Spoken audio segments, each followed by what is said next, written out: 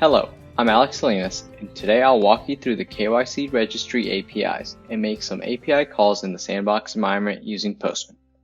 Let's get started. First, let's log into the Swift developer portal page.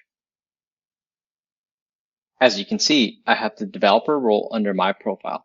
This is the default role that is given after a user is registered.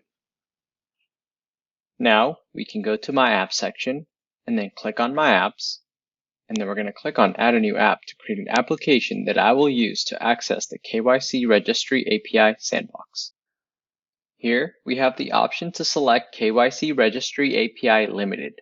This has limited access to the API endpoints and partial API response samples. If you are a current Swift KYC Registry customer, you may be assigned the KYC developer role, like the one we have here. Having this role, you will instead see KYC Registry API with full access to API endpoints and API response samples. If you're looking to use the Swift KYC Registry service via API, you can request full access by contacting kyc.registry@swift.com. For this demo, let's create an application with the KYC Registry API Limited. Once we have created our application, the default status is going to be set to sandbox. This indicates that the consumer key and consumer secret pair generated for the application is valid only for the sandbox environment and not valid for other environments such as test and training or live. Now we are ready to test the APIs in the sandbox. Let's download the Postman collection from the Swift developer portal page. You will see a collection like the one we have here. KYC Registry API requires us to authenticate using OAuth password grant type. Please refer to our Swift API 101 OAuth video to get further details. Now, I'm going to request for an OAuth token using the Postman OAuth generator. Here, we're going to copy and paste our consumer key and consumer secret into our Postman collection. These are going to be the set of keys you received when you created your application. Here's where you're going to update your consumer key and consumer secret. Now, let's click on the Authorization tab. And then we're going to click on Get New Access Token.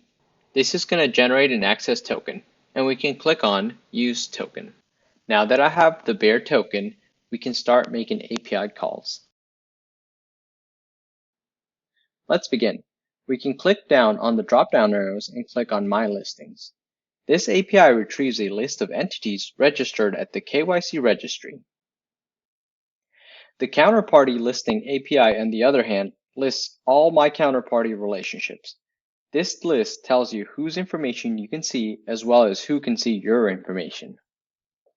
Next, we're going to be taking a look at data retrieval. This API retrieves a catalog of documents from a specific entity, just like the one I'm showing you here.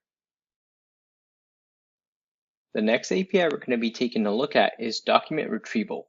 This API gets a specific document from the entity.